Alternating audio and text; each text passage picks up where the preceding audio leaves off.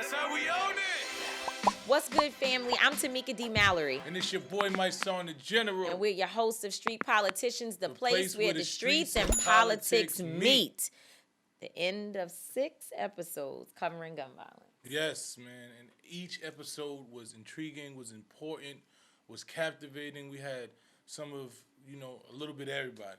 I think we should watch a clip of the first 5 episodes, and hopefully folks will get an opportunity to really kind of get a feel. If you haven't watched the actual long-form episodes or listened to them, you have the opportunity to really kind of get a glimpse of what was covered. But I do definitely advise that people would sit and listen to each one and to listen intently. I wrote notes. I contacted other individuals and connected people. We pulled folks together, made sure that the people we met in the first episode got to meet individuals from the third or fourth, because that's what it's all about. It's about organizing. It's about convening hearts and minds. And I certainly am proud of the work that we're doing in terms of slowing down a little bit from, just trying to be on the beat. We want to make sure everybody, if you have a podcast, you have a show, you have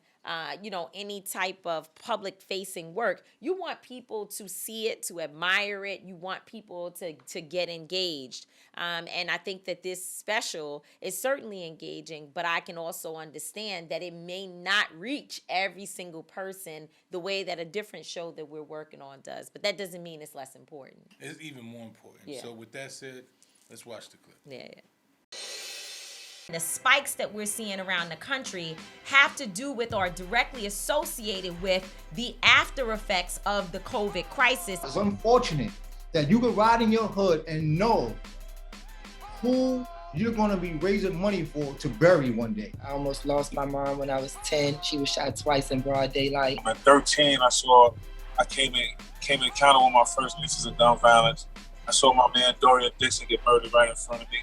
We have to understand that mentality, that lifestyle, right? And when you have a lifestyle that you don't see as criminal, nothing you do is looked at as wrong. More police doesn't mean the violence is gonna decrease.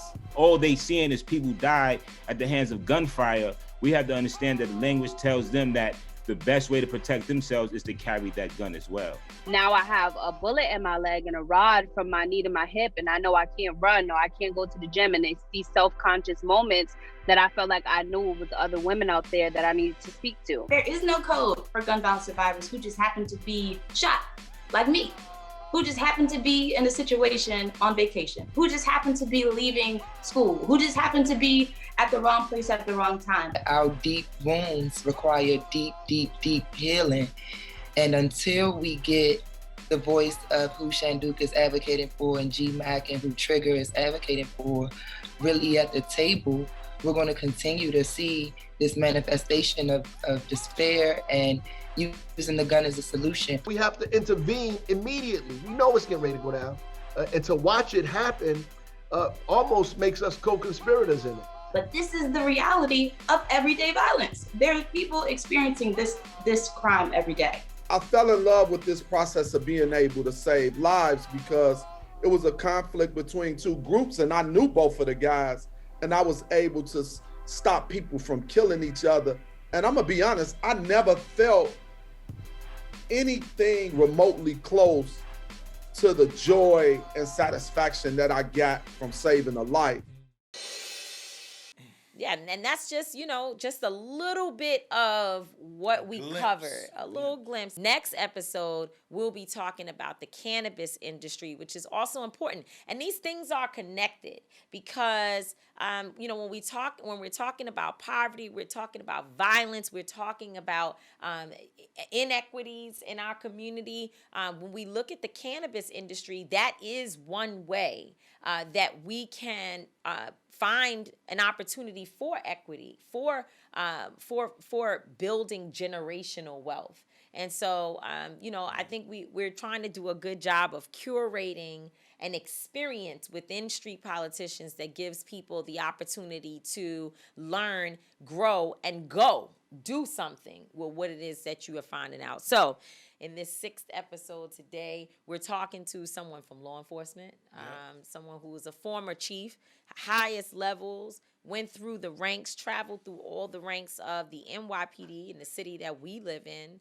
And I think that's an important conversation. But also, we're talking to another young man who I found out from you. I've known this brother for a long time. I had no idea that he had actually been in prison and that he had been on both sides of the gun, a shooter and a victim. And we're learning some things about his situation today. So I'm excited for the show.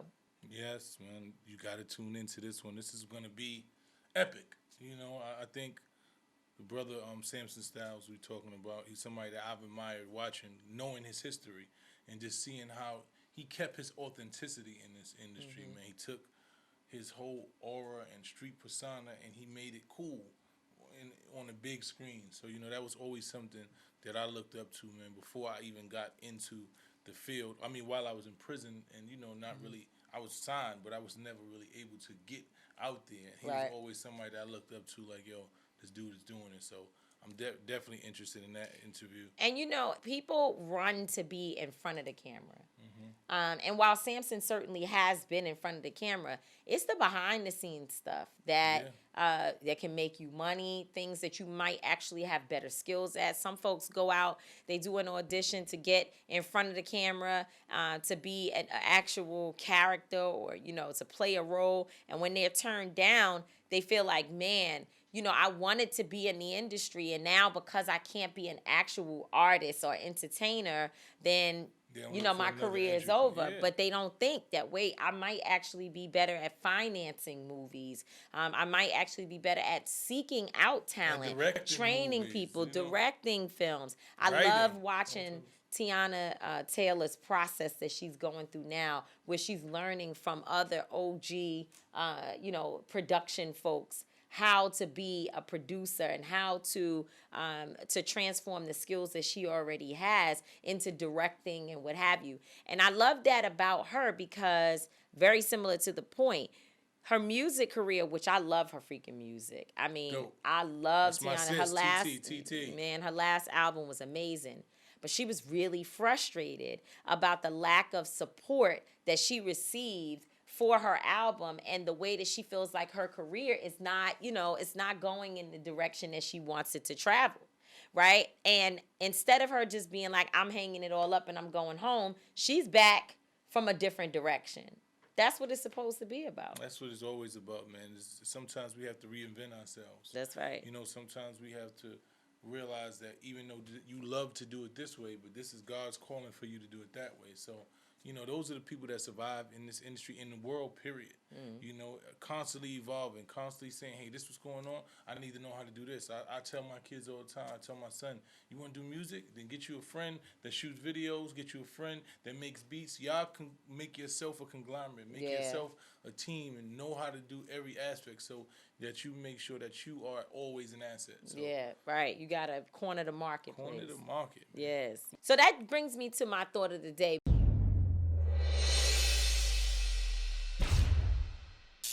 If you watch the news all day, you might go crazy. Because the news is a little, like, crazy. It's a lot going on. It can give you real anxiety.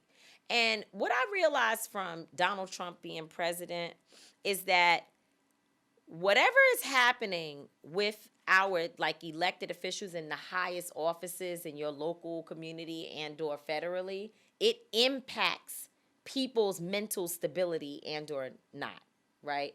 So a lot of issues that we have and questions that we have about COVID-19, about the economy, about so many things comes from the fact that we were dealing with a kid, really like a grown, irresponsible child. So now the Republican Party wants to come back and say, well, you need to get vaccinated because I'm sure they've done some research. They figured out that, you know, now you start to see Fox News Channel and others talking about, you know, get vaccinated. All of them have been vaccinated. That's the other thing. They're all saying they've been vaccinated, right? And now they're telling people still they don't agree with the mask, but they think you should get vaccinated because it definitely reduces the ability to have mutations and spread, so they've got their reasoning for why they feel people should get vaccinated. But I think all of it started because of all of the doubt, certainly, aside from the fact that Black people have doubt anyway. That's a fact. But also just some collective doubt has come from how President Trump at the time addressed the entire virus, how he was out there, spending his time talking about the China virus and just doing and saying things that was not giving people clear direction on what to do. It wasn't being taken seriously enough. There are folks who I think got caught up in the middle of the foolishness rather than all of us being properly educated by the folks at in the highest office in the land. So I'm giving that as a pretext to my thought of the day, because now we've got another crisis here in the city, in the state of New York, and that is Governor Cuomo and the women who have accused him of sexual assault and sexual harassment. Now, I bring up this idea of strong leadership because I think that whenever you have a situation where people, like how we are here in New York, the virus has really messed up this state. Like, you can say what you want. Oh, it's real, not real. All of the things, everybody's got a theory. But the impact of it is real. Things are closed. You can't get things you need. Kids in and out of school, stuff closing up and down. People not having jobs. People need workers. It's a lot going on within this state. And I'm sure it's everywhere, but this is where I live, so we're speaking directly here. So now you got a scandal with the governor in a sexual assault thing. Mind you, when we were seeing him on TV doing such a wonderful job, remember everybody was like, "Look at the governor." Everybody. People were calling me. I never said. I'm not saying you said it, but I'm just telling you. People were calling me from Alabama, here and there. Man, your governor. Look at your governor. The problem is, to go back to my original point, they were comparing him and his ability to sit down and have a charismatic conversation and lead to a fool president who was acting like a big dummy and a clown.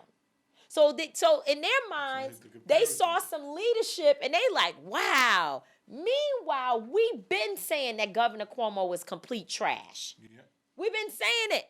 We've been telling you he's trash. We've been telling you that he has been behind racist policies. We've been telling folks that, and I had to stop family members and say, y'all don't know this dude. Do not let his nice looking, he knows how to speak. And, well, he don't wear really good suits.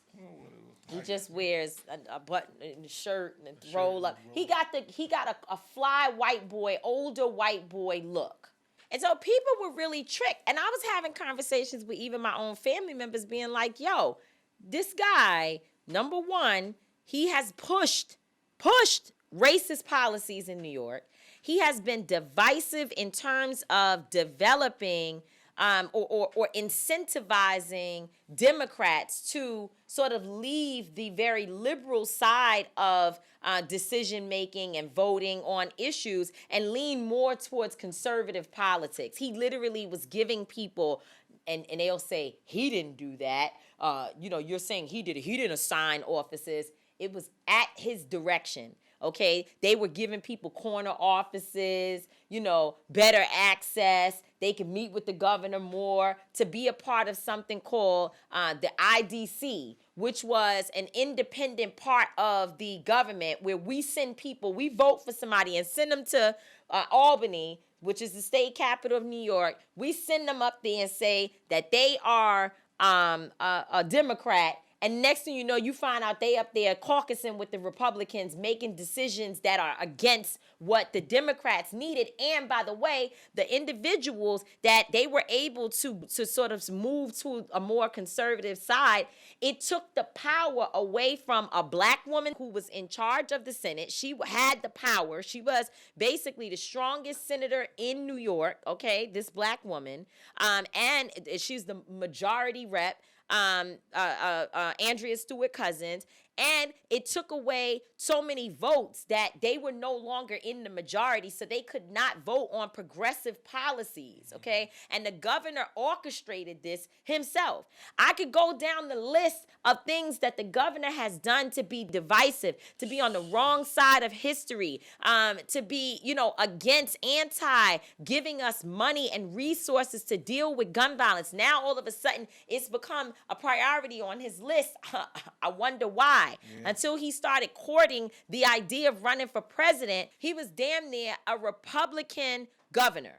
That's the way he was governing New York. Yeah. Okay? And don't ask me. Go get some of the Democratic elected officials who've been up there in Washington fighting him, the ones who had I was getting ready to use the word balls, that's the wrong word to use, excuse me. So let me say who had the courage to speak the truth about what the governor was really doing.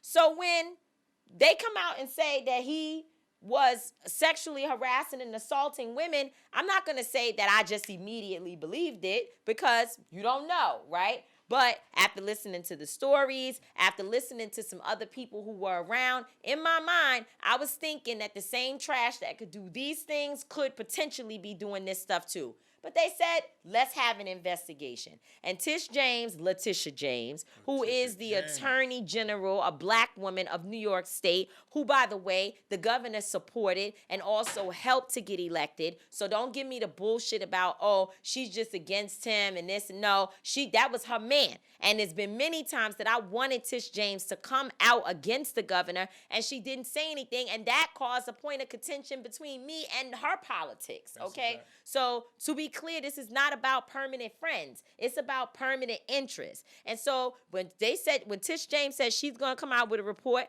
I was skeptical, but I sat back and I said, if anybody's going to do it right, I believe a black woman will. And guess what?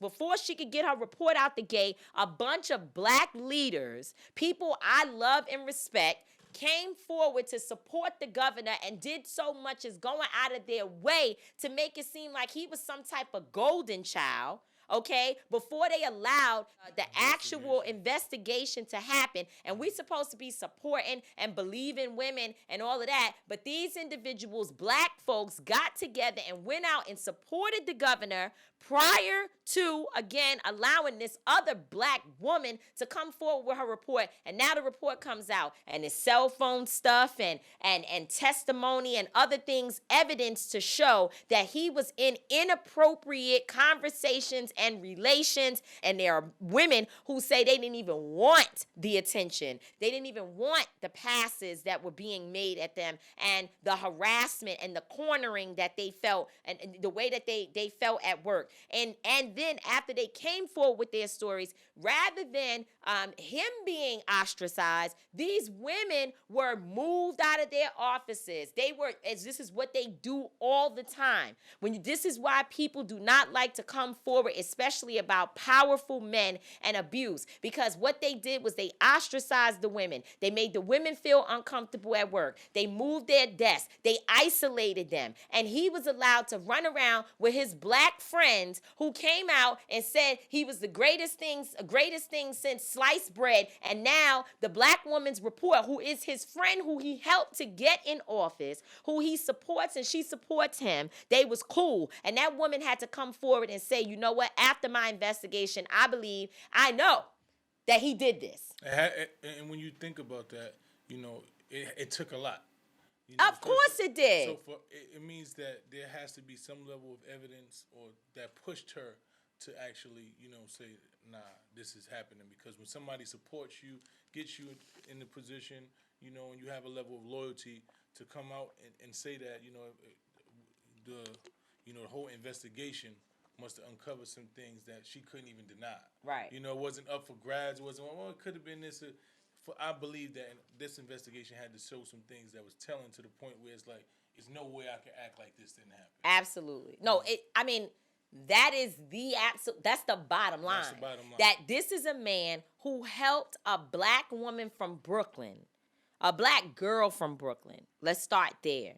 Who rose through the ranks of city government, became the public advocate, and then became the actual Attorney General of New York State, which is one of the absolute most powerful states in the world. Yes, ma'am. Okay, with the most powerful city in the world, the top cop. And it was the governor who helped carry her to that position, along with other black women and black folks who supported her as well. I'm not saying that the voters weren't there, but it takes political posturing and power in order to become the Attorney General as a black woman, the first ever. Okay, let's be clear.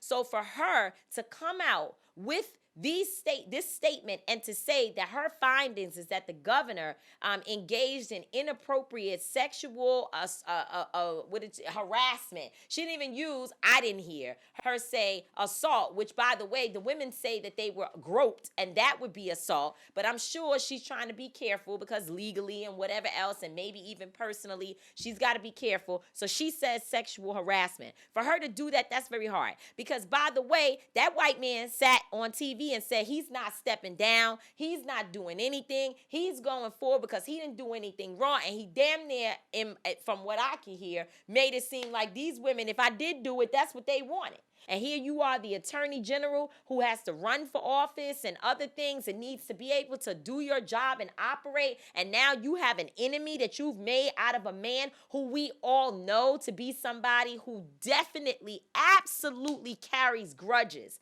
against people. Because that's who Andrew Cuomo is. Okay? So she didn't just do that. And so what I'm just trying to figure out, as a part of my thought of the day, is what do these black leaders have to say now? What do they have to say now? Yeah. I mean, I think for me, it's always it's very touchy subjects when it comes to accusations, especially in political parties and things like that, because you have to be careful. You have to really be careful who you put your support behind. I've learned that. I'm not really a political person, but I've watched over the years people support people, blindly, just out of faith and friendship. But you got to be real careful because these are people that we're putting in charge of our government, in charge of us. So you got to be real careful. A lot of these black leaders, like you said, they want support, and they support when you get him getting behind Tish and all that. They say, okay, this is somebody that can be an ally, So they want to come out. They want to believe him. He says, oh, I didn't do anything wrong, boom. He seems adamant about it. People want to believe him. So, I think a lot of them probably are definitely going to be disappointed, have to eat crow and sit around and tell people who they probably know who are making these accusations that now you got to say sorry to some people. Well, I don't even know because I think I was going to say something that would probably get me in a lot of trouble. So I'm not going to say it. And it's not even about it getting me in trouble, but I also have love for a lot of these leaders. And so I don't want to make statements that I don't know to be true, but I know what I think. But I will say this. The problem that I have is not that they want to support the governor because they've worked with the governor for years. Many of them have strong relationships with him. He's been helpful in different ways. I'm not saying he's been all bad. Of course not. I mean, certainly there's been things that the governor has done to help New York stay progressive. In terms of his ability to communicate and the ways in which he deals with disaster. But so was Giuliani. When it came to disaster relief after 9/11, that's how Giuliani became beloved because he came to the scene and was on it. And people were like, okay, they like this mayor. Meanwhile, this guy, let's not get into it. But I mean, we talking about a white supremacist, a staunch racist. Yeah. Okay, so this is a whole different set of issues. But I'm just saying, and I'm not in any way comparing Cuomo and Giuliani to one another. But what I am saying is that the comparison can be that just because someone does good when you are watching them from one angle doesn't mean that there are not other things that are extremely harmful happening as well. Yeah. It's the same thing with us. You might look at us and say, well, I like street politicians, but I don't like what they're doing with Until Freedom. And you have every right to be able to say that. And where I have a problem is that, and my specific concern is why not wait until the report from a black woman who's the Attorney General that we all supported came out? Because why not? I told you, people want to be on the cusp. They want to. No, They want to get that energy. They want to get some support. That's some of them. Yeah, some of them. But there's also some of them that have a problem with supporting white people first. They are trained that the white man's ice is colder. And that's a problem. That's definitely a problem. That's a problem. It's a lot of so people. That's what I got. I mean, we deal with Stockholm. You know, most of us in our community deal with that, and this is no different. I've watched it happen throughout history. We see it happen every day. We see people that will attack us. You know, we see people that will attack us or have done things with us that work with white people who do way worse than us. You know, so it's a sad reality, man. Hopefully, you know, justice is served and hopefully it is. You know, hopefully it is because about the process, but I don't really have faith in a lot of these things. I don't know obviously any of these women, but I do know that the governor, his personality is one that does whatever he wants to do. He is a white man who knows that he's a white man. You know, I was on the line in the airport when leaving New York to take my mom to visit her sister just a few weeks ago. Or maybe it was last week, I don't know, but it doesn't matter. And a white man was in front of us, and the line, all of a sudden, there was just complications. I absolutely hate going to John F. Kennedy Airport. This is not a place that I like to be. First of all, it's too far, and then it's just too much. And so, you know, there was drama on the line, and we got delayed extra time because of all the drama. And the white man who's in front of us turns around and looks at me, and he goes, "You notice this? Like, these people are skipping us. We've lost control here." And I said, "Yeah." I said, "This is ridiculous." He said, "Oh, let me go get somebody." So he goes off. He goes to get somebody, and the lady at the counter tells him, Sir, excuse me, sir. I need to finish what I'm doing over here, and then I'll get back to." He's like, "Yeah, but people are skipping." She refused to answer his question. Another lady comes. He tells this lady nobody's dealing with the problem that finally I say to one person, and you know, I'm gonna say it different from other people. I know you gotta put a little bit of black woman and maybe a little ghetto so people can know you're not playing. Mm-hmm. So I had to be like, yo, like, this is not working, and really make them fix the problem. The white man turns around and says to my mother, and I overhear him saying, "I'm a white man and couldn't get good service." He said that. Because he know normally white people get good service. So if I'm not getting it, then I don't even know how you expect to get it. You ain't basically you don't. The white man turned around and looked at my mother and said, "I'm a white man. I'm a white man and can't even get good service at this airport." Okay, so that means more than likely in his life, of his wife, I think he probably is a liberal white man who was trying to make a joke. Mm-hmm. But the point of the matter is that he recognizes he's white. Yeah. And he can use it this way or that way. But in Cuomo's situation, he uses his whiteness to have extreme power. And you could go to the governor with all types of issues and problems, trying to, I've seen elected officials trying to work with him, and he takes a position that I'm king. Mm. And so, therefore, it's not hard for me to believe that when it came to these women, he thought he was king as well. And I just feel like we should let the queen, the attorney general, a black woman, have the last say on whether or not he actually did anything wrong. And then he should have to defend himself. So that's that for me. That's that on that. That's my thought of the day. That's that on that. It's going to be a little controversial because I seen a couple of your friends up there. Yeah, listen. But I ain't going to say nothing. You ain't here for me. And that brings us to our first guest. Who's going to be our first guest today? You know what? We really literally have a lot of friends that do a lot of great things. Great things.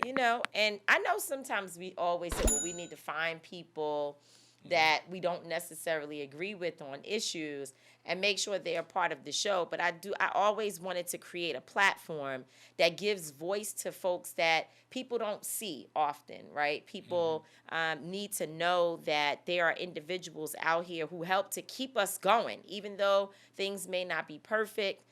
There's a lot of work to be done. there are individuals that really fight for us every single day, and people who, are helping to try to move the ball forward and to keep us alive. Cause Amen. Because we definitely need to be alive.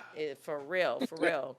And, again, a friend of ours that is joining us today for a conversation, someone that I know really well. I have a funny joke to tell, which I'll say second, but I want to introduce him. He is a former chief at the NYPD, the New York Police Department.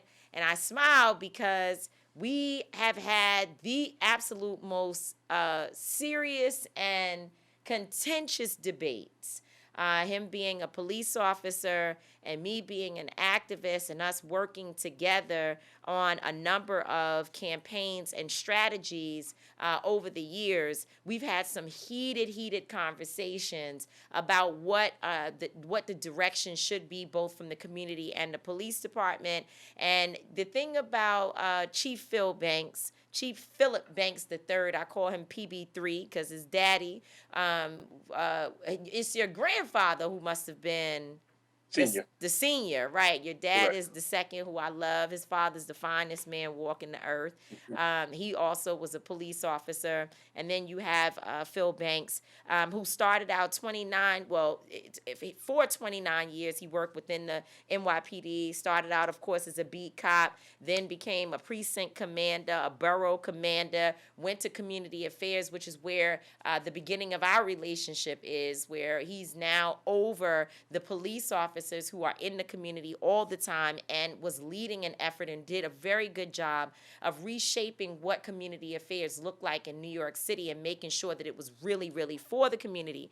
And then, of course, before retiring, he became chief of departments, where he was literally, I guess I would say, second to the commissioner running New York City. And I got an opportunity to go from community affairs to chief of department, so I understand the intricacies of the NYPD and policing across the country based upon my relationship with you, Phil. And I want to thank you for coming on with Mysonne and me today. Yes, sir. The thing I laugh about, though, is because many times I would go and say, well, this police are doing this, that, and the third thing wrong. And he's like, who you talking about, Pookie? I know Pookie. Like, I was out there with Pookie, needs to be arrested because Pookie is a danger to society. I'm like, no, he needs services. He might need all of that. But right now, we need to get Pookie off the streets. Like, don't tell me about Pookie and Ray Ray, because going through all of these steps from being a beat cop all the way to chief of departments, he knows the community. He lives in Queens. He has young kids. He has brothers who are in all different fields, and he knows and understands the street life very well, works with Erica Ford. So you can't really talk him, into these corners, because he actually has things to say that you have to be able to address at the same time. But clearly, he understands the need to put in the community. You understand the need, Phil, to put in the community the resources that's necessary so that police are not in contact in the ways in which they are with individuals who need services and support. Right. I agree. Right. Absolutely. And T, I think you bring up an interesting point, and I think that until we as a city, as a country, as a community, as a world, come to the conclusion on both sides that policing, one, can no longer be just the responsibility of law enforcement, because they can't get it right? You know what you know. And importantly, most people don't know what they don't know, right? So they just fill in the blanks, right? And subsequently, we have now, in my opinion, a dynamic where police reform and tough on crime, people think are mutually exclusive. When I say tough on crime, I mean keeping the citizens safe. But you have to have police reform. And in these cities, we are policing the same way we've been policing for 50 and 60 years. And it has to stop, because it doesn't work. And I would challenge that it never worked. It gave short-term results, but I will challenge that it has never had full-time results. But that's an argument that a lot of people can make. But I do know vehemently, and I will strongly, is that we have to change the way we police these cities. And that change has to come from a combination of the law enforcement world, who's willing to admit mistakes, willing to realize that they don't have all the answers, and then the advocacy world, the activist community like yourself, they realize that there's an aspect of this that you may not realize, what you can bring to the table and what we can bring to the table together, that we can totally change how we police. I actually don't see any other way that we can have any type of fair and equitable and safe results for the country. So, from your point of view, just listening, you know, we in a big stage of violence right now, all over, especially in New York City. Violence is up really high. There are calls for more police. There are calls for defunding police. There's call for all these things. You being a former police officer and identifying with the community, what do you think is the next step? What do you think really needs to be done to either to stop the violence and build stronger police and community together? Okay. So there's no one answer to that, but the first thing is that you have to have a system. When I say you, the community, right, the people, and even internally, because internally you have police officers that don't even trust the concept of policing. You have to build that trust, and that trust is not designed to take people to basketball games, not to take seniors to shopping. There's got to be a real trust that government is working for the people and that policing is here to help my life better, right? The litmus test has got to be when the average person who is not committing a crime, which is 99% of us, 99.5% of us, when they see a police officer, they feel relieved, that they feel happy. And the police have to figure that out. Why does that not happen? And I'm going to profess that there are very simple solutions. If people are willing to stop and listen, it's not as complicated. Once you have that trust, then you have to be able to make these policies that are coming out that are beneficial for the community. So I'll give you a poignant example. When we in the police department come out with this strategy, and let's just say it's gun strategy to apprehend guns off the street, there's no community involvement in that at all. We're coming up with just the data, the people who wear uniform, and this is what we think that's going to happen that's going to reduce the amount of guns that's on the street. But there's the religious community doesn't opine in that. The activist community doesn't opine in that. The grandmother community does not opine in that. Industry doesn't opine in that. And there's so much that we could receive from these individuals, from these entities, that we can now come up with a very comprehensive, stronger strategy to bring guns off the street where everybody's in the same boat and everybody now is going to live and die with those results. And we don't do that because we have been brought up in a system that we know what's best for you, so sit back. And that mindset has got to change immediately. So when you hear defund the police, how do you feel about that? Well, I don't, and I get to ask the question a lot, I don't know what defund the police, quote unquote, what it means, right? So defund the police. I think that I'm not amiss to saying is that the funding of policing has been overly funded. It's a very real possibility. I think every city agency, government agency needs to go through extensive reviews on whether or not, one, you're overfunded, and two, whether or not the money is being used correctly. But if defunded police is used in a manner of punishment, that we're looking to punish you because of past or even current misdeeds, then I certainly do not agree with that. If we do the review, we may realize that policing needs to be overfunded, but the manner in which you're applying policing may not be. And a example I'll give you is that if we found out, and I'll just pick on one agency just because I like to pick on them, and when I'm picking on them, I'm picking on myself, New York City Police Department.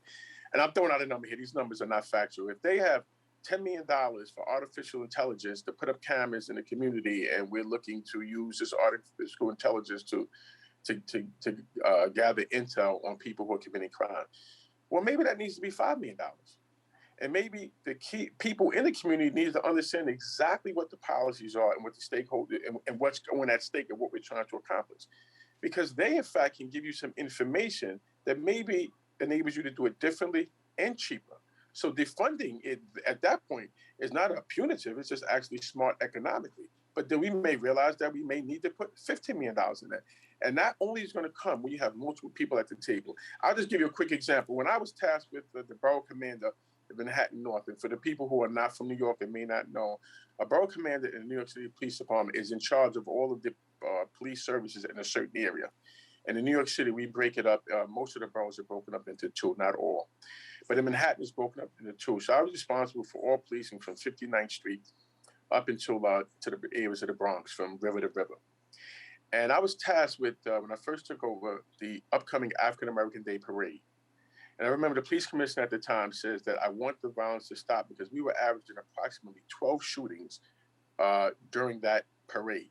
And he said, we have to stop the violence. And when I did the comprehensive plan, I didn't call in my police commanders because if they knew how to stop it during the parade, then I would never have been assigned there to stop it in the first place. I went out there, did an extensive review with the community. And I remember specifically, it was multiple. The whole plan was based on what, in fact, how the community would minimize violence in there. Now, I'll just use an example. When we use Adam Clayton Powell, it's a very big street. It's divided by a center path.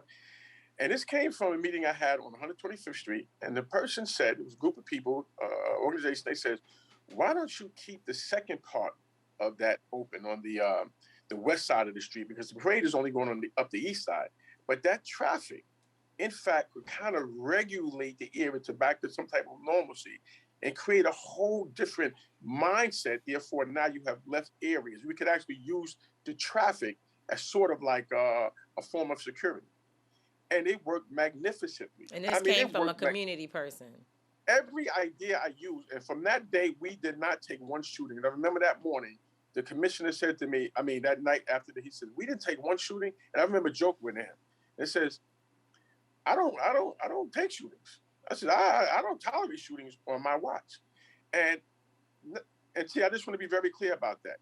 And I don't want to minimize the contribution to the men and women of the police department because their contribution is very full. The ideas, the specifics, try this and do that, that came from the community. I was tasked with, and he did that because he tasked me with stopping the violence at the West Indian Day parade. That takes place in East New York. The Juve. Oh my and God! For years we did 17, 19 shootings. And I remember he met me in the morning and he says, we didn't take any shooting. I can't remember. And that was my joke. I don't tolerate shootings. And the way we police that, when I say single suggestion came from the community. Now, I want to be very clear because then when people hear this, they say, well, he doesn't want to give the cops credit. Well, the contribution that we already had. So that was from within. I already knew internally what we were doing. What you had. I needed the extra. I needed the extra. And that came from going around to community, block association groups, finding out the people who call 311 because those are the key people concerned about their area. And each of them gives you a little bit of an ingredient. And then you sit back and say, wow, I would have never thought of that. And all of a sudden now we took no shooting. So the key is getting people in to open up these dialogues and understanding one thing. You don't know everything. This is what I tell my commanders. And try to figure out what you don't know. Know what you don't know, because there's people out there that know it very well. And if you're willing to be able to, challenge your ego and keeping your third ear open, we can do this. We absolutely can do it. I say that all the time, man. You can't govern the community. Like the government is based on the community. It's for the people, by the people. You can't govern people the way that you want to govern them. You have to govern them the way that they see fit to be governed.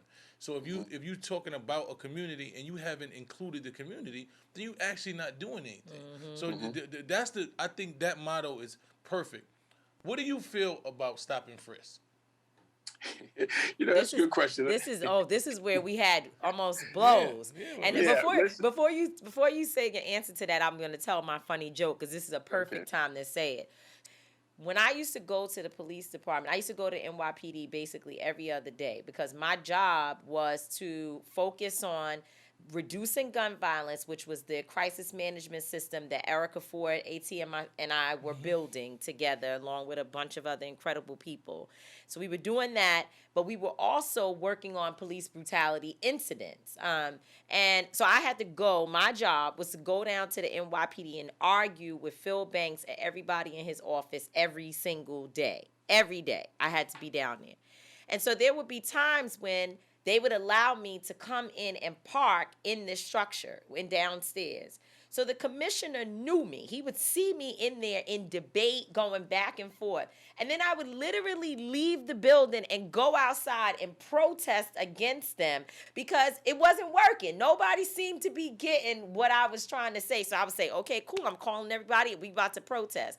And I remember vehemently one day that Phil Banks looked at me and said, I'm going to the media and I'm going to tell everybody that you've been in this office for 3 days. You ate the pizza, you drunk the coffee, you drunk the tea, and then you go outside and you talk about us like trash. And I'm like, because it's trash up in here. And that's it. And stop and frisk was the issue of the day that we fought over.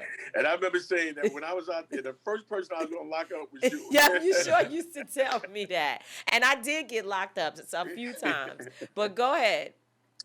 Here's what I say, and I think that this is one of the major mistakes that was made in policing. And this is where the ego comes in at, not explaining what stop, question, and frisk actually was, and not being able to realize when you have to pivot off of something that's not having the effect that you want it to. The first thing I'll say is this. A lot of people believe stop, question, and frisk is a policy that's made up in the basement of one police plaza or these police agencies. They don't realize that this is a criminal procedure law. This is a law in the criminal procedure guide, which is the first cousin to the penal law. So there's the penal law and there's the criminal procedure law.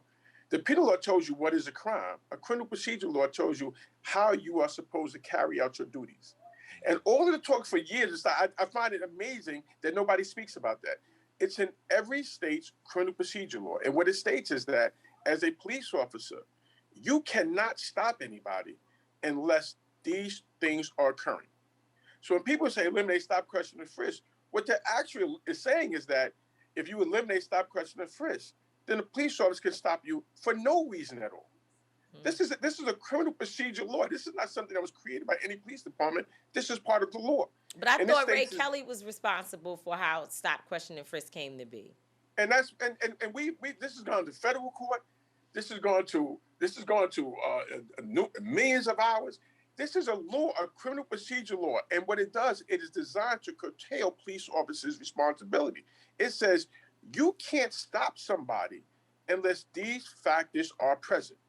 So when you say eliminate stop, question, and frisk, it's almost a misnomer. It doesn't exist because what you're saying now is that the police officers now don't need a reason and they can stop you. Well, I think the problem is for us is that the way they are addressing it, the way they're applying it. Like, absolutely. Okay. They weren't applying stop, question, and frisk. We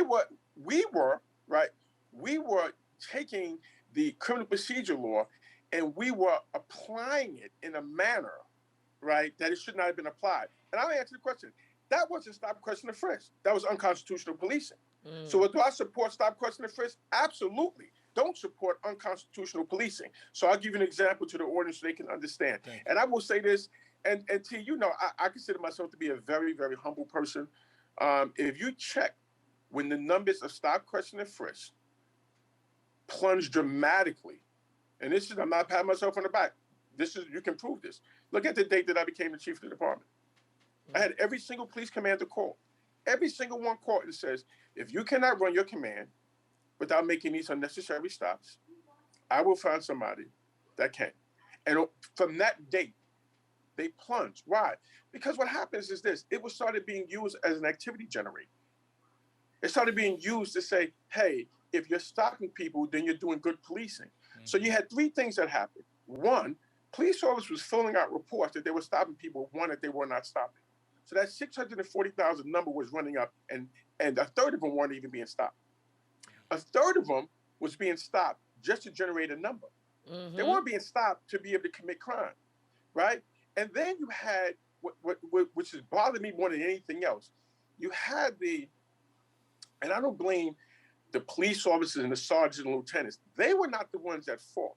It was the higher ranks who turned a blind eye to, in fact, that these stops that were done in an abundance, we were giving out overtime to generate these stops, and we started saying the more people that you stop, quote unquote, the better police officer you are. And that is where the thing took a very nasty turn. And do you know why it continued? Because the community told us to stop. And when you tell us to stop, how dare you tell us something? We know what's best. That's right. Why? Because you're never sitting at the table. The ego. So we know what's best for you. And if we had looked at it and says, look at these police officers who don't make any arrests, who are not looking to actually stop crime, but they have 15, 20, 30 stops a day, a month. So they're stopping people just to stop people. They're not stopping people. And it was not their fault. It was the people like myself, and I'm saying that because I'm in that pool, that was the decision makers. But why? But you don't like the word quotas. You keep telling me that it's not a quota. What do you call it then? Well, it was a management tool that disguised as that the more stops we make, then the more we can control crime. And now, so I want to explain that to be very clear. If you go and you stop 100 people on a corner, you are going to reduce crime. You're going to get the guns off the street. You're going to reduce violence, right? Because we weren't concerned with one, the unconstitutional aspect of it, right? And two, more importantly than that, we weren't concerned with how we were making people feel, because the bottom line was crime was being reduced, and that became our litmus test. And it didn't have to become our litmus test. Our litmus test could have been a lot better, a lot different. We could have still reduced the crime. We could have not fractured these communities if we had brought them to the table. And we brought you to the table, Tamika, and you came in like this, right? Y'all doing this, y'all doing that, and then we got offended. So we got a little tight. Well, you shouldn't be doing, you shouldn't do that, and all of a sudden, nothing good comes out of it. But if we had allowed that initial, okay, we expecting to hear from people that's very upset because they have been having an adverse relationship with the community for many, many years. Now, after the first layer and the second layer, now, T, you start seeing the great work the police department is doing, and we start seeing the value that you can help us, help you, help us, you, so forth and so on. And now we could have evolved into an area in law enforcement where it's truly not the police policing the community, but the community policing themselves. And I have a lot of faith and hope in Eric Adams as the next probable next mayor of New York City, because working with him, I believe that he gets it. The community has to be a major part of policing constitutionally and driving crime down in this particular city. And you could take it from me. It can be done, and it can be done a lot easier than a lot of people are making out to be right now. Well, the jury is still out on what Eric, who I love. You know, Eric is a friend. However, he and I have difference of opinion on a number of issues, and obviously policing is one of them. But, you know, I know Eric, and I know that at his core, he loves Black people, and he loves our community, and you know, and I also know of his intentional work to try to help address some of the issues within the police department for so many years. So we'll see. But I plan, just like I used to be on your heels, to be on his, doing whatever is necessary to bring awareness every single day to our issues and to make sure that we hold him accountable.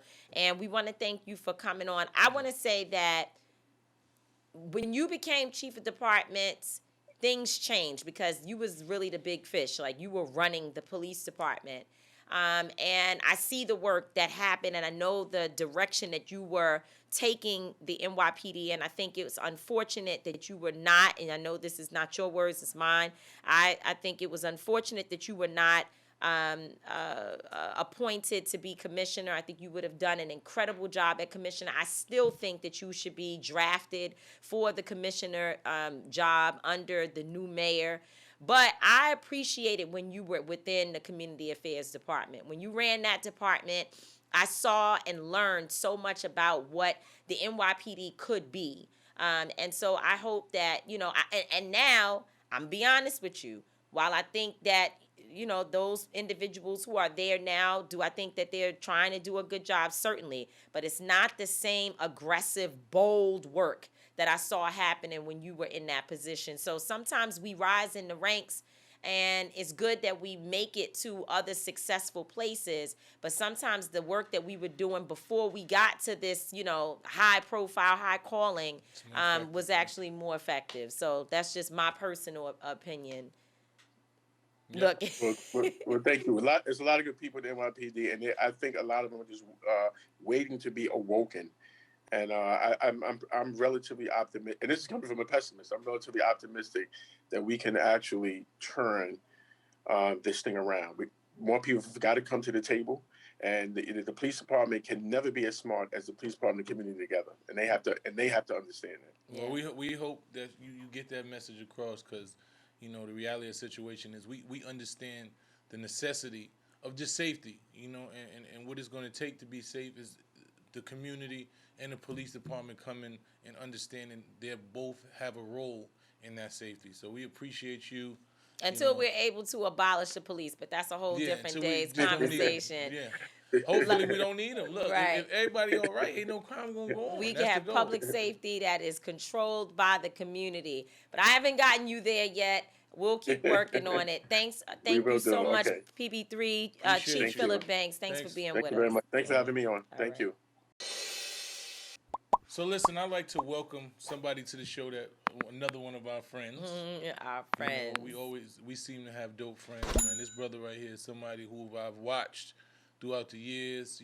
Somebody that I've modeled, and I've admired from afar, and then became really close with him just watching him do his coming home from prison. Yeah. Coming home from prison and understanding his purpose, and directing from the street life and changing his whole trajectory, making movies and making documentaries. And amazing work, man. Family man. That's right. Man. He was doing interviews. First person you see doing interviews with do-rags on.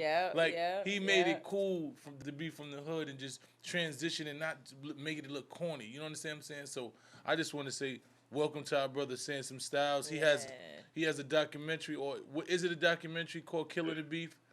Yeah, thank you. Yes, yeah, man. I appreciate y'all. We all in this together for sure. The documentary is called Killing Beef, Gun Violence in the Black Community. And it's on all platforms now. I have a global distribution deal with Synergon. So they distributing worldwide. So now it's on Apple TV, Amazon, Tubi, and, to be continued, Xbox, iTunes. It's all over now. Well, you can get a documentary on Xbox? Yeah, wow. I didn't know that too until Synergon, they sent me the list. So the young people can see it on Xbox. Wow, that's incredible, Samson. I've known you for a long time as well. And it wasn't until one day I was having a conversation with my son, and he was like, well, Samson was in prison, and he started telling me the story. I had no idea. And I've known you for, as we know, years and years. It's been decades. And I had no idea that you had been in prison. My first encounter with you was a guy who was dope, doing great work and really deeply into your production and, working with your wife, who I love and admire. And I had no idea you carry yourself in a way that you're not walking around with your issues and the trauma of things that you've been through on your sleeve. So I just want to salute you for that. Thank you. I just learned to appreciate life and appreciate the second chances and to be able to affect change with storytelling. So, when I ran across that profession, and I really ran across it, and I found out that, that was my calling. And it's something that I would do. Before you tell us that, before you tell us about your work, tell us your story. What happened to you, and then and of course you've used your pain, if you will, and turned it into purpose. So let's go in that direction. First of all, help people understand your background. Right. So I did 7 years in prison altogether, really 9 years. I went in twice. So first, I had a 2 to 4, and then I went in for a 1.5 to 3, and then I got a Fed charge. I had to do 21 months for 18 USC 23, destruction of removal of property to prevent a seizure. It was like a white collar type of crime that they just put on me. It just gave me some extra time to do. So when I came home, I was a product of the streets. So that's the only way I knew how to get money. And when I came home from prison in 2004, the DVDs were out, like Smack DVDs and, those DVD. It was like the DVD circuit. So I said to myself, like, you know, how can I get into that game and make some money without, you know, selling any drugs or getting in, you know, putting myself in a position to go back to prison. So I started filming these girls that fight in the underground fight club. First of all, I started the fight club for these girls that fight in Brownsville. And, you know, they was always causing havoc and getting in trouble fighting. So I said, you know, let's make this constructive. So I started a fight club where they could show up, bare knuckles, they fight and they win prizes, you know, they win money. I had local businesses or whatever donate or they bet on the fight. It was totally illegal. But once I got with the right people, they said, you know, yo, don't just do CDs or DVDs with this. This is a story. This is a documentary. So we started filming it as a documentary, and upon shopping the trailer, I runs into, by way of Q-Tip, because my man used to manage Q-Tip before he passed away, and he passed away while I was on my bed. When I came home, Q-Tip was trying to, you know, help me get acclimated back in society as far as even texting. I didn't know how to text and all that. Things changed. So this was after your first bid? No, this is after the second. This is after the second. Okay. But after this, it was a wrap. The first bid was in 94. I came home in 97, then went back in 2000 and came back in, you know, 2004. So Q-Tip was helping me get acclimated. And once I got my DVD done and I had a trailer, I called him and I called his road manager, this brother named Light. And Light told me, he said, yo, you need to meet Nelson George. So he introduced me to Nelson George, and then come to find out Nelson George was from Brownsville. I didn't really realize who he was at the time, that, you know, that he was this renowned author and, you know, did so many things and helped Chris Rock's career. And, you know, he had a big influence behind the scene. So he's watching it. I'm not knowing who he is. And he said, yo, this is good. You know, my man, this is what he said, my man is the president of BET. And I think he'd like to see this. He said, who else you shown this to? And I told him, you know, we showed it to Sheila Nevins at HBO. We showed to this one, we showed to that one. And, you know, it was kind of some interest. You know, nobody said no. And he said, yo, give us a shot. Like we have, he said, Reginald Hutland is my man, and he has over $300 million in BET to turn the network around. And this is one of the properties that I think we could, you know, do something with. So, you know, you hear stuff all the time, us from the streets, you know, you hear stuff. I'm not, you know, so I didn't budge on it. And he looked at me and was like, yo, did you hear what I said? Like, and I'm like, yeah, I heard what you said. You know, if it's serious, call me, you know? And I just gave him my number. I didn't even take his. And he called me.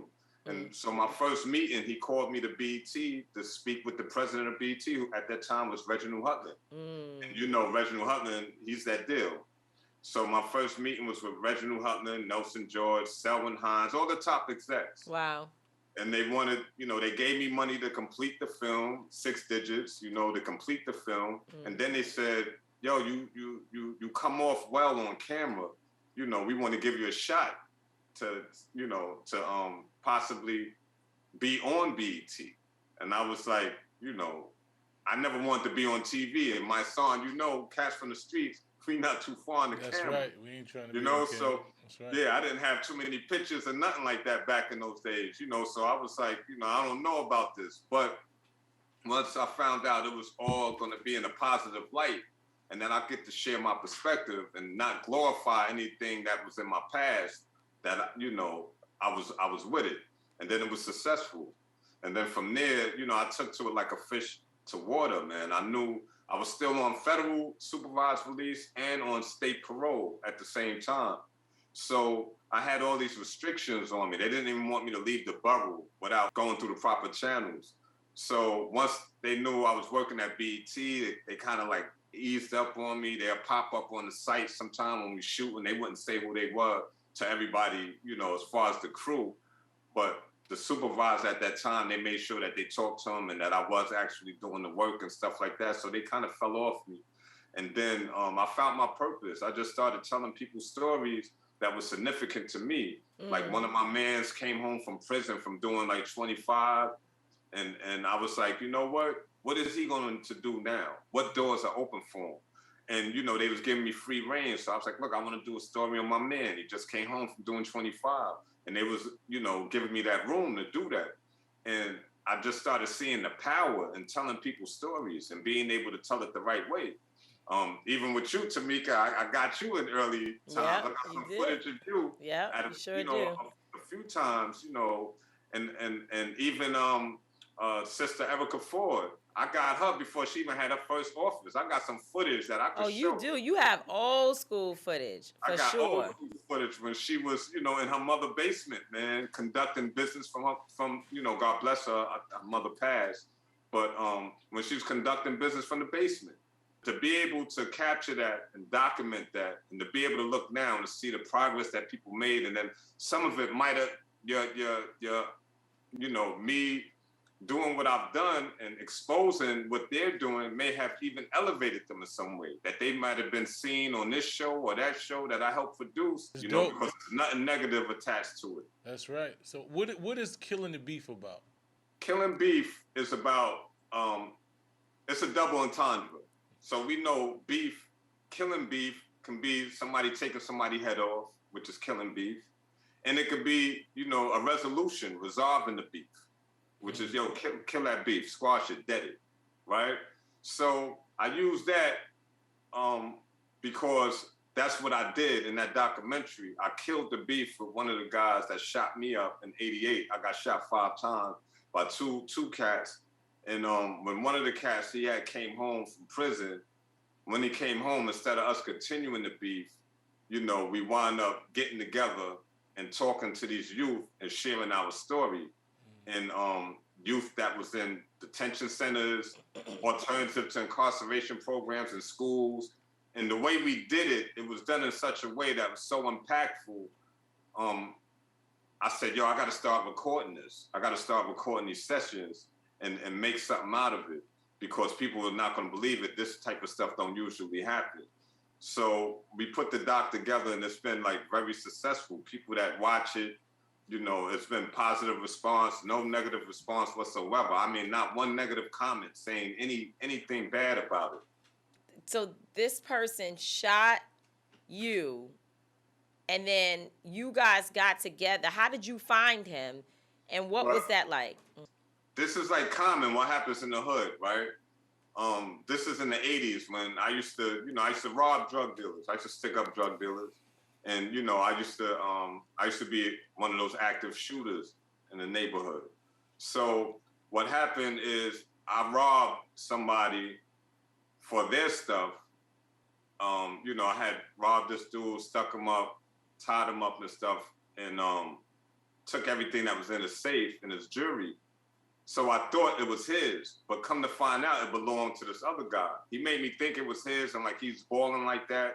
So I got him, but it belonged to another guy. The guy that it belonged to grew up in my family's building. Mm. So to the point that one of his nephews is named after my uncle. Mm. So back in the streets, I guess, in those days, it doesn't matter. So when he rolled up on me about the situation and with his guns out, with his gun out, it was on the 4th of July. When he rolled up on me, I tried to convince him to go around the corner because there's too many kids outside. It was the 4th of July, it was a cookout. So there was a lot of action and stuff going on. So I was like, let's go around the corner and talk. And one thing led to another. I don't want to give too much away because I even have this in the film. Oh, wow. But what happened is the guy that I also robbed was with him that I didn't see. So now I had 2 guns pointed at me. And, the end result was I wound up getting shot up. So the guy that came behind me, I knew who he was, but the people in the area didn't know who he was. And my family members didn't know. So he didn't get in any trouble for it. Smoke, that's the guy who shot me up. One of the guys, the one that lived in my grandmother's building, everybody around the neighborhood knew who he was. So that was dumb, on his part, to let the bullets fly around the kids jumping around. People was pissed off. My family knew him. They thought I wasn't going to make it. So, they testified on him. A lot of the people in the neighborhood testified on him. So I didn't, and you know, he thought that he would be able to beat the trial because I wasn't coming to court. But they used the testimony of other witnesses and then my hospital report, and you know, he still got convicted. So when he came home, by the time he came home, I was at BET, and I'm doing great stuff now. My life changed totally around, and then I got the message. My aunt had texted me and said, you know, this guy's out of jail.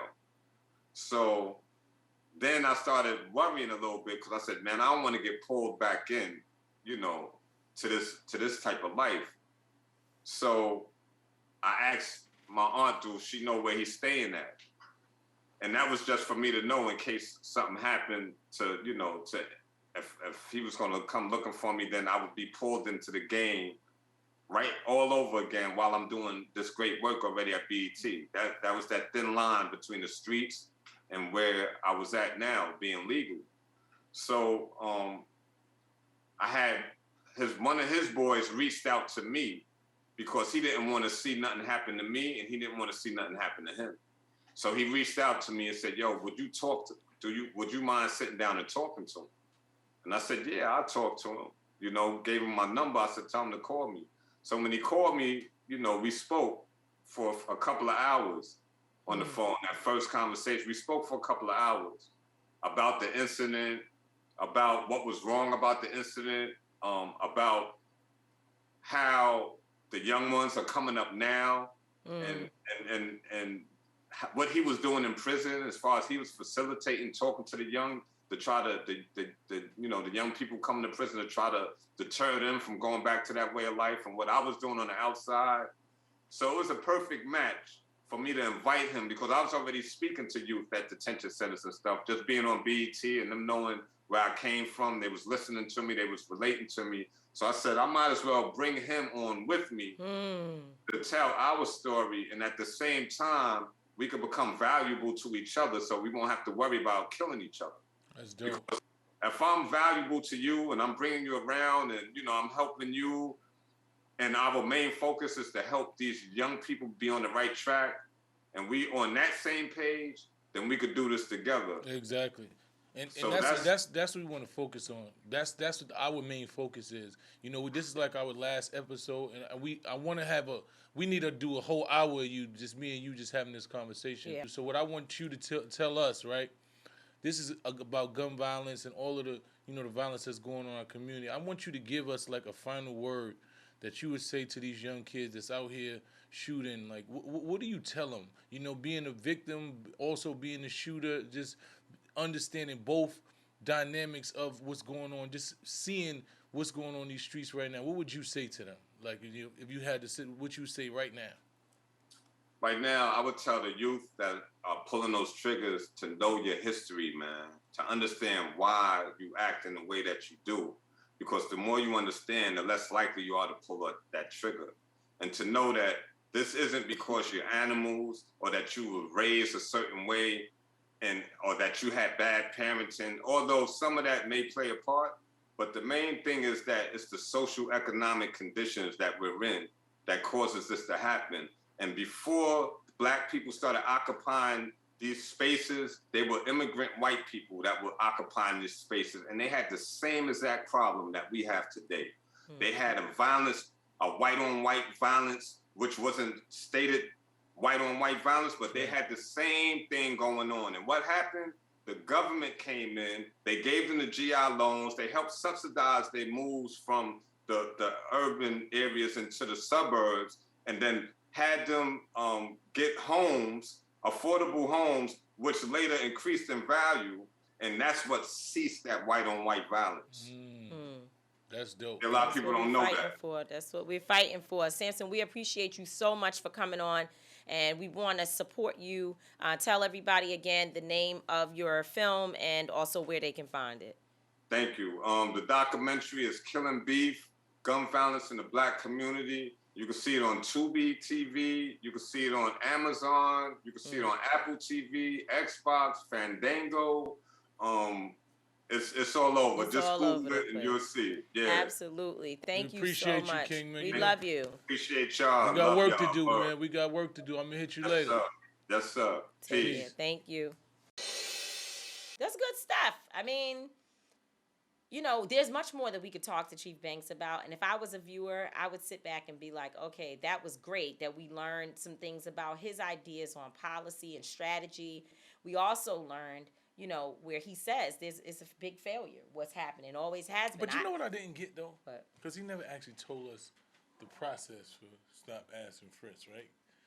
Stop questioning first. He didn't really yeah, give us. He's one of those guys. He moved around it because I said, okay, what is the process of it? Like, I don't think did we ask him? No, you asked him what did he think about stop, question, and frisk. But we didn't. He said there's a process, and it's not being implemented right. Yeah. Right now. Well, because it should be happening everywhere to anybody. That's the problem. The issue is that if you're gonna use stop, question, and frisk properly, it should mean that. And I really mean this in the craziest right way. If we know that young men are not getting guns from any manufacturer that they are making, or, you know, they don't have direct connections to be able to pull these guns into the community, it means they're coming from somewhere. And we know that oftentimes these weapons start out being trafficked from places, and they could in fact be in the homes, the basement, the car trunks of people who don't look like us, people who are more affluent, people who have, you know, more access and relationships. So they got to be stopped. But that's the hard part, though. That means that you actually got to do work, right? You got to do investigations, right? So the lazy cop says to himself, you know what? I'm not gonna wait. I know this neighborhood right here. There should be some guns somewhere here, so I'm just gonna pull over everybody in this neighborhood because I know this is where crime happens. I'm just gonna pull over everybody in this neighborhood, and eventually I'll get probably 5% of them will have some guns, and the other 95 that whose rights are violated, who really cares about that? Right? Of not just suspicion because you look a certain way, right? They should have to. It's just like when you get pulled over, right? You got a tail light is broke. You didn't make a right turn. You're not supposed to just pull somebody over. Legally, you can just not pull somebody over because you looked at them and didn't like the way they looked, right? So those same steps should be implemented in the start question. Well, there has to be something that you've done wrong. But I think just walking down the block and you decide you want to search me because I look suspicious to you. That's not anything. That is a definite violation. But I think that the argument that some would make, right, is that it is profiling. I agree with you. Yeah. And that some of their work is in fact profiling. That if I know it's brown skin, slim frame, baseball cap, outside on this block around this time, maybe red jacket, we go out and we stop, question, and frisk all the individuals who look like that, who fit that description. The problem is that... Wait. I just want to... What description? Just description of what I just said. That's the person. What is that, though? Because that who is he? Because what is he the description of? The reason why he's the description of is because the people from the building, the people from the community, that makes have sense. reported. No, but let me finish my point. The people from the community have reported that that's what the guy was wearing, or that's how he looked, or this is how Ray usually show. Is what he has a red jacket, or it's got a stripe or a thing, and da. Or the gang that he's a part of, they wear some type of red around their arms, they wear this or that, and that becomes a part of the profiling, right? The problem is that my father wears the same shit, right? My brother wears the same shit. You wear the same shit. Because you know why? It comes from cultural things that we see on TV every day, the music we listen to, the artists. So you can't use that as a profiling mechanism because everybody's got Trayvon Martin's hood over their head. Everybody. Yeah. In a little bit of rain.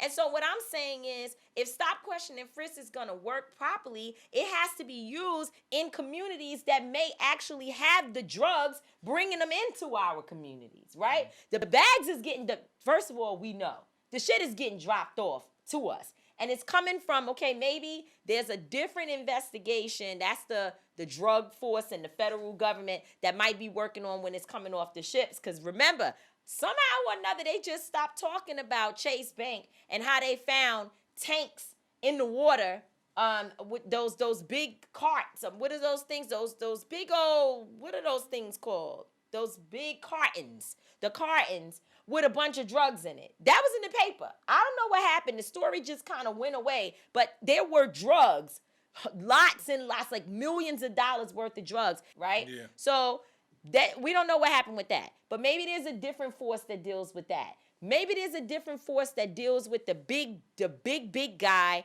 who has the relationship between whatever country and America, who has the drugs and all of that stuff. But when you start coming to who's picking it up from him or them and bringing it to meet the black guy or the brown guy, that's where what happened with them getting arrested, because they live right here. They might live in Queens in a nice little house. They might live in Westchester somewhere. But why we don't go stop questioning, frisking those neighborhoods to try to find out if they the ones that's got the real dope? I hear you. I mean, they don't want to do the work. No, it's not about not wanting to do the work. It's that those communities do not want chaos, conflict. They don't want to bother those people. Those people are considered to be, they're not, it's easier. They don't want to do the work, right? It's easier to just criminalize the street hustler that has a few $1,000s than to have to walk into the problem of dealing with the person who has the millions. And the boss. They don't want to get the boss. Or the boss's guy. Or the boss is paying. And that, for me, and that's another side of it. So, no, nobody wants to talk about that. Not even Chief Banks. I mean, but that's the thing. In a longer conversation, you could get to that. And that's why we did the 6 episodes on gun violence the way that we have. And we need to do more because we want to break down some of the things that he was saying. In 20 minutes, you don't get an opportunity to really get into some things. One of the things I wanted to ask him about, and I didn't think about it until the interview was over, is the fact that while he was chief of department, Eric Garner was killed. And what is his perspective on that? There were some people who said it was a direct order from his office for people to go clean up the issue that was happening there, which was folks complaining about people selling cigarettes or CDs or whatever the hell was being supposedly, allegedly sold in that area. Cigarettes, yeah. Well, I guess there are a lot of questions, but I definitely liked Samson's interview, and I want to watch the Killing Beef. I want to definitely watch that because that's something that's, when you sit down with somebody who shot you and then you guys come together and then start educating these young kids, like that's powerful. Just understanding the mindset that you have to just forgive somebody who shot you and sit down with that person.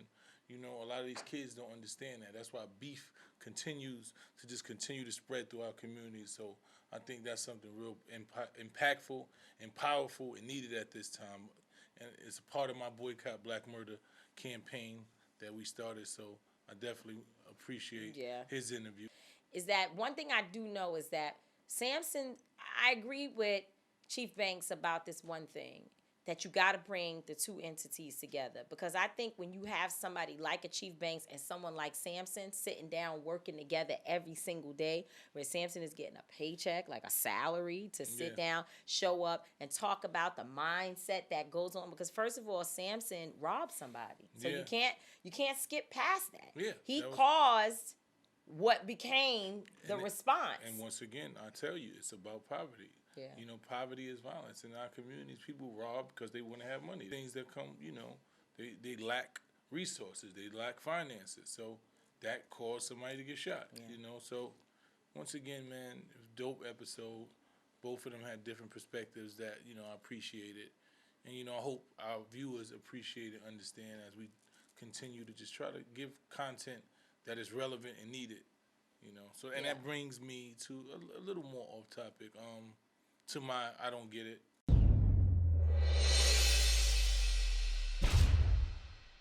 And it's kind of controversial. We've been talking about. It's always controversial. It's always controversial, But we've been talking about this DaBaby situation, Da Baby.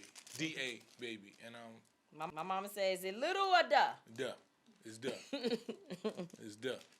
And there's so many different perspectives I've seen about what's needed. I've been thinking, right? And I've been thinking about his statements. You know, me and you had a discussion about his statements and how he went about it, and just overall, and just hip hop. You know what hip hop is founded on. You know, the whole expression of hip hop and how it plays into this situation. And you know, of course, we don't want anybody to be harmed or disrespected or feel violated.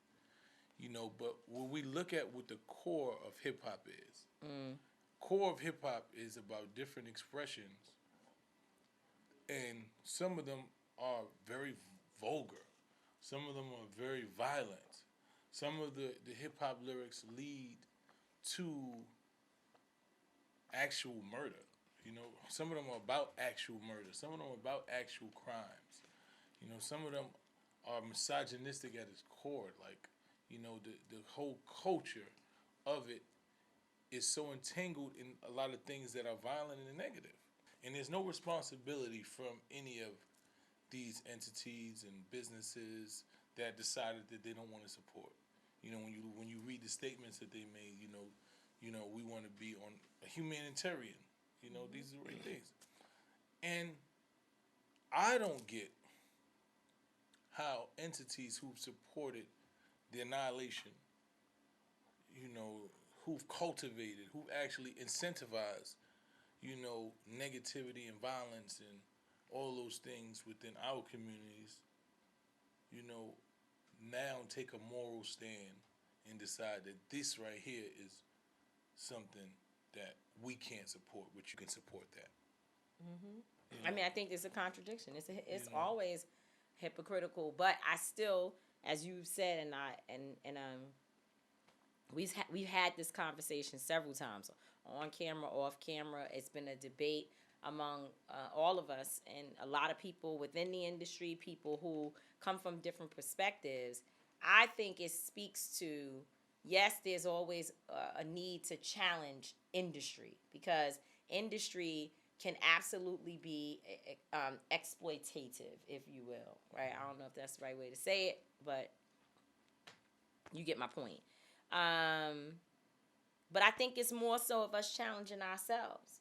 We need to ask ourselves as a people, why is it that we are so undervalued?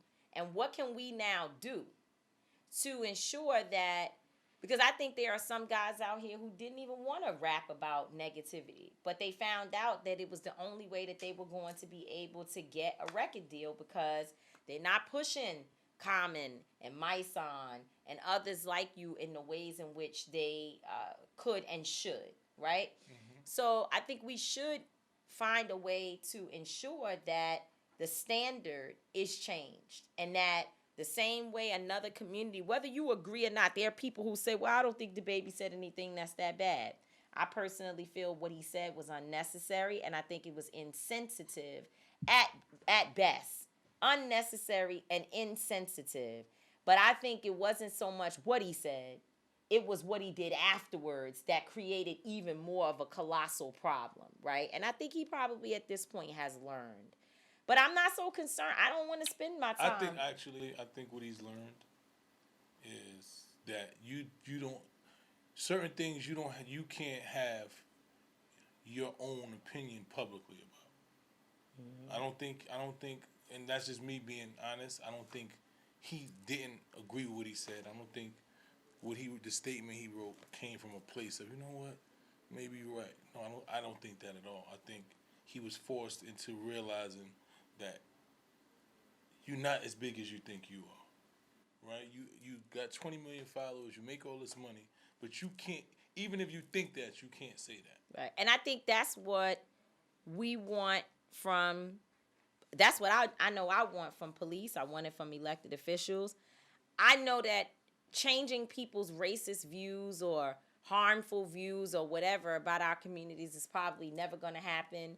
And I don't have time for that. But what I do want is for our communities to have standards that's set and ways in which we go about letting it be known that if you cross this line, we will take everything that you have. That's why ending qualified immunity is important to me, because that says now I can hold you personally responsible. So it's not that my tax dollars are constantly going to be recycled into a system and a pot that pays people that get abused.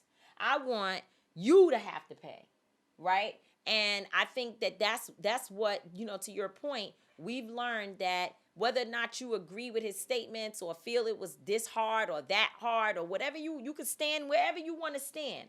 But the one thing you know is that certain communities demand that you respect their issues, and you're going to learn today. And I want black people to have the same exact power. And that's why, and it doesn't mean that we can say, well, because I think, I love verses between the Locks and Dipset. But I know I heard a lot of misogyny and a lot of violence. And I know that even in the show and what I saw going on when you were standing right there, and y'all enjoyed it because this is an era that we come from. But I saw the incidents brewing on the stage that had to be mitigated by people, because the type of music that they were listening to, it brings about a certain level of frustration and, all of that. Heightened energy. Heightened energy is a better word, rather than just even saying frustration. The frustration was the one side wasn't winning. But it's the sport, though. You understand what I'm saying? It's just like when you put LeBron James against they get into it. It's gonna be physics, it's gonna be elbows, and at the end of the game, you hug like they did. And that's what hip hop is. It's always been. I think what we should be doing, and this is just like a lesson, right? I think there is a direct anger by heterosexual black men, right? There's an anger and there's a belief that another lifestyle is being amplified more than heterosexual black men. That's just a belief, right? And I think what we need to start doing as heterosexual black men who may feel that, not talk about negative about somebody else, right? The same way somebody is amplifying theirs, the same way Lil Nas X is able to go up there and advocate for his lifestyle and how he believes. Go up there and advocate for yours. You don't have to say negative things about Lil Nas X, right? You don't have to say, oh, this and that about. No, don't do that.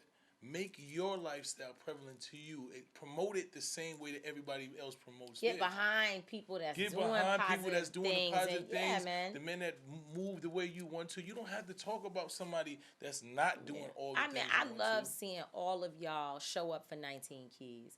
I was out of town. I couldn't be there.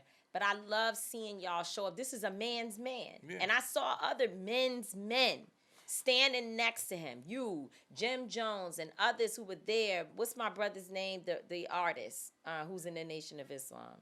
Oh, Danique.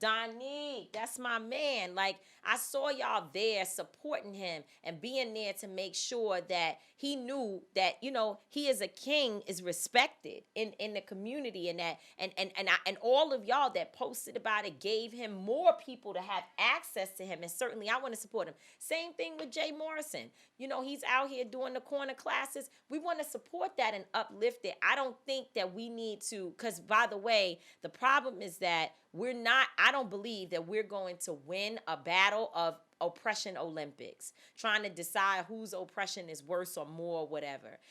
There was a whole controversy that happened around me saying that sexism is worse than racism in the context of an interview where, if you watch the interview, people who actually watched the full interview, they were like, oh, okay, I see what you were saying. We were talking about Kamala Harris and whether or not she can become president in 4 years. And I said, I don't know. It's going to be based upon her work. It's going to be based upon changes that are made and whether or not we can go out and campaign for her, because they actually did something for our communities.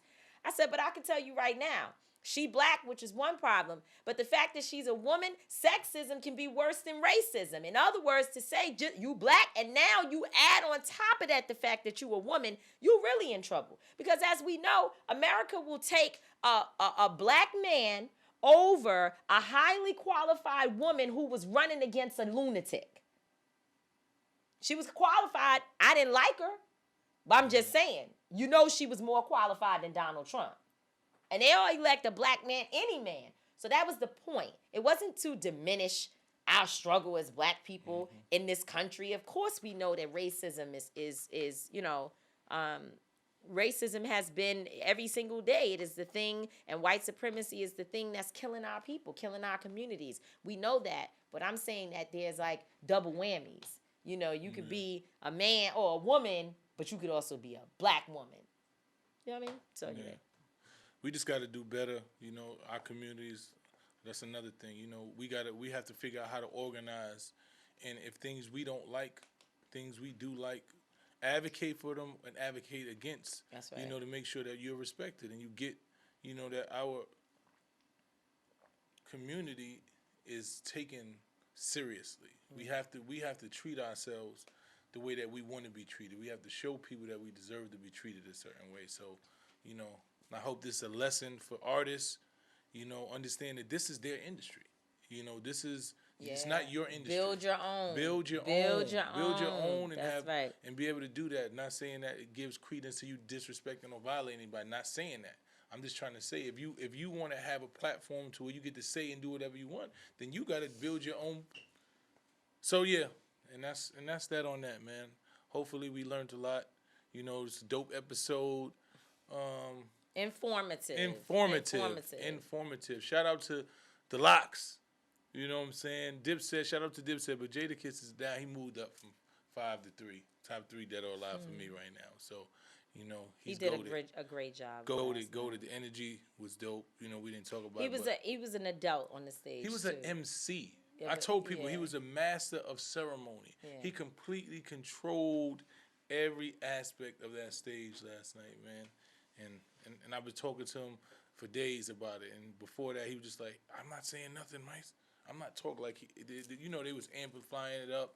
And he never came on social media and said one word. And I remember me and Mano was in the audience. And we sitting there. And they called everybody on the stage. So we standing like right next to the stage. So Mano looks at me and was like, he's like, Mike, look at Kiss. He ain't saying a word. He's focused. Everybody was running around. He just was sitting up there, standing there. He said, yo, he's focused. I said, yeah, man. He's serious. So, you know, shout out to him. Dope verses. I want to see 50 verse Game. No. That's the verses I want to see. I want to see 50 verse Game. I want to see Nicki verse Kim. Like, I want that energy. Nicki verse Kim doesn't work at all. It just doesn't, because they're in 2 different age groups. And the whole point of verses is supposed to be 2 people that were in the same time frame that had music running at the same time. But that's not really true, because the Locks, Dipset came years after the Locks. They didn't have music that was basically going at the same time, like the artists individually. But no, what I'm trying to tell you is the Locks just they've been around way longer than everybody. It's still Nicki and Kim don't go together. It's just the wrong time frame. I don't know who Kim goes with, and by the way, there's some people that can't be versed. They just can't. They just can't do it. They just can't. I don't know who in Kim's time. Really, Kim would be Foxy Brown. Kim and Foxy Brown. It would have to be. Yeah, you're right. That's a better and one. that wouldn't be good. That'd be, because I think Foxy enough. has some good music, but she don't got enough music to go up against records. Kim. She got great She records. got some good records. Maybe she does. Maybe you know, does. Sometimes you forget about people's music. Like, and then they get up there, you be like, oh, wow. I forgot that. But Kim got some. She does. Shout out to Kim. I love Kim. That's my sis. But, yeah. So, another great episode. We appreciate y'all. Thank you for the love, making us the number 1 in the world. In We're our number minds. 1. No, not in our minds. We are and number in 1. Our hearts. Just keep on. It's in number our 1. hearts. The best podcast in the world. And, write us. Let us know what you feel. If you got any topics, ideas, tell us how great we are. Tell me how awesome I am, how much you like my hat. You can go get it. It's online. You know what I'm saying? Support us. I'm not going to always be right. Tamika's not going to always be wrong, but we will both, I guarantee you, we will both always be authentic. So, peace.